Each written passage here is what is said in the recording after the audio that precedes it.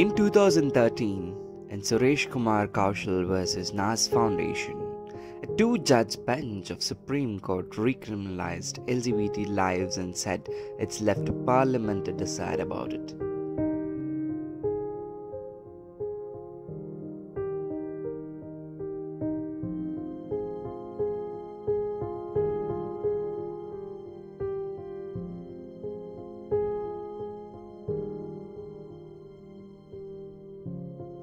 In 2017, in Puttaswamy vs. Union of India, a 9-judge bench decision of the Supreme Court found that the right to privacy and the protection of sexual orientation lie at the core of the fundamental rights guaranteed by Article 14, 15 and 21 of the Constitution. Also said, their rights are not so-called but are real rights founded on sound constitutional doctrine. They inhere in the right to life, that dwell in privacy and dignity. They constitute the essence of liberty and freedom. Sexual orientation is an essential component of identity. Equal protection demands protection of the identity of every individual without discrimination. On September 6, 2018, India's top court ruled Section 377 is unconstitutional. Let us see what 5 judges said about LGBTQ population of India. I am what I am, so take me as I am. No one can escape from their individuality. Denial of self-expression is inviting death. The sustenance of identity is the filament of life. The love that dare not speak its name is how the love that exists between same-sex couples. The law deprived them of simple right as human beings to live, love, and partner as nature made them. Constitution forming the concrete substratum of a fundamental rights that has eluded certain section of a society who are still living in the bondage of dogmatic social norms, prejudiced notions, rigid stereotypes, parochial mindset, and bigoted perceptions. The human instinct to love was caged by constraining the physical manifestation of their sexuality. Gays and lesbians were made subordinate to the authority of a corrosive state. A charter of morality made their relationships hateful. The criminal law became a willing instrument of repression. To engage in carnal intercourse against the order of nature risked being tucked away for 10 years in a jail. The offense would be investigated by searching the most intimate spaces to find telltale signs of intercourse. Civilization had been brutal. Not just human beings, but many animals also show homosexual behavior. It is not an aberration but a variation. This community feels inhibited to go for medical aid due to prejudices against them. Homosexuality has been documented in almost 1,500 species, who unfortunately are not blessed with rational capabilities and the propensity to nurture same-sex thoughts as are found in mankind. An interesting article in this regard notes that no species has been found in which homosexual behavior has not been shown to exist, with the exception of species that never have sex at all, such as sea urchins and aphids. It is pure science, a certain manner in which the brain and genitals of an individual function and react. Whether one's sexual orientation is determined by genetic, hormonal, developmental, social, and/or cultural influences or a combination thereof, most people experience little or no sense of choice about their sexual orientation.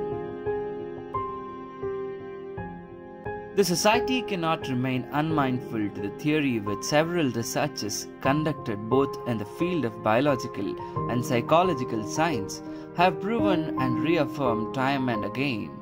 To compel a person having a certain sexual orientation to proselytize to another is like asking a body part to perform a function it was never designed to perform in the first place. We must, as a society, ask searching questions to the forms and symbols of injustice. Unless we do that, we risk becoming the cause and not just the inheritors of the unjust society. Does the Constitution allow a quiver of fear to become the quilt around the bodies of our citizens, in the intimacies which define their identities? If there is only one answer to this question, as I believe there is, the tragedy and the anguish which Section 377 inflicts must be remedied. Non-acceptance of natural and innate characteristics by any societal norm or notion and punishment by law on some obsolete idea and idealism affects the kernel of the identity of an individual. Indian citizens belonging to sexual minorities have waited.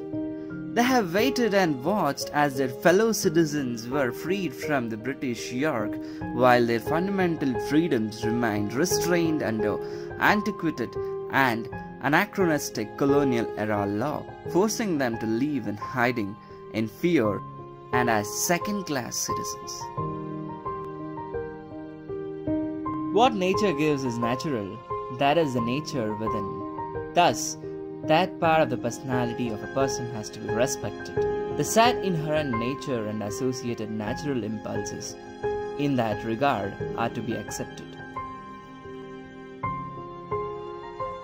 This action shrouds the lives of LGBT community in criminality and constant fear mars their joy of life. They constantly face social prejudice, disdain, and are subjected to the shame of being their very natural selves. Thus, an archaic law which is incompatible with the constitutional values cannot be allowed to be preserved. It would ask of a section of our citizens that while love they may, the physical manifestation of their love is criminal. This is manifest arbitrariness writ large. The hatred, revulsion, and disgust of the draftman towards certain intimate choices of fellow human beings.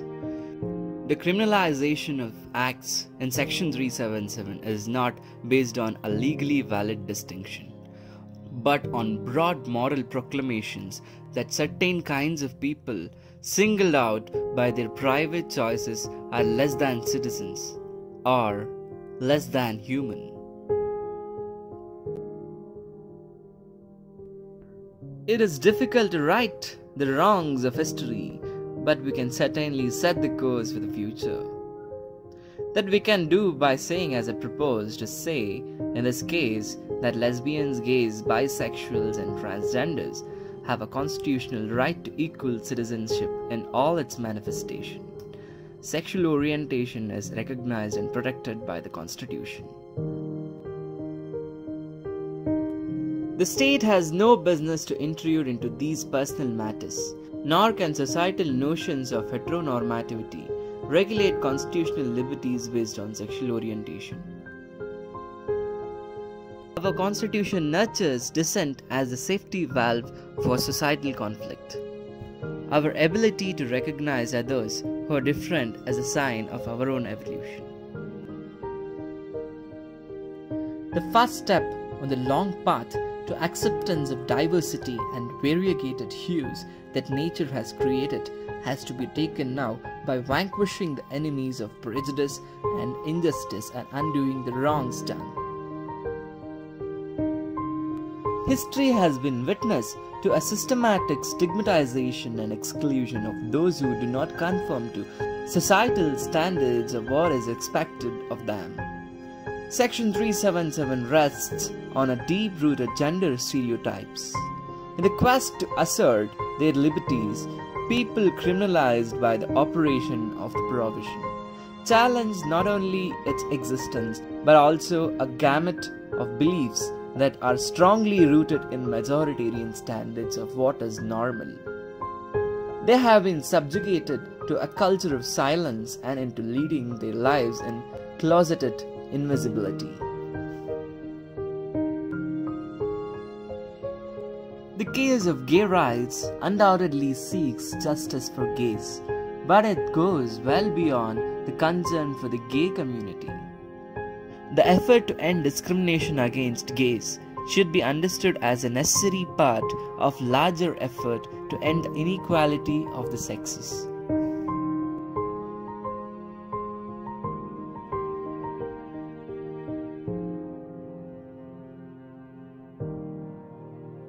History owes an apology to the members of this community and their families for the delay in providing redressal for the ignominy and ostracism they have suffered through the centuries.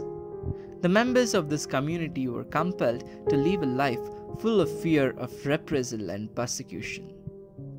This was on account of the ignorance of the majority to recognize that homosexuality is a completely natural condition, part of a range of human sexuality. To change the societal bias and root out the weed, it is the foremost duty of each one of us to stand up and speak up against the slightest form of discrimination against LGBTs that we come across. Let us move on from darkness to light, from bigotry to tolerance, and from the winter of mere survival to the spring of new life.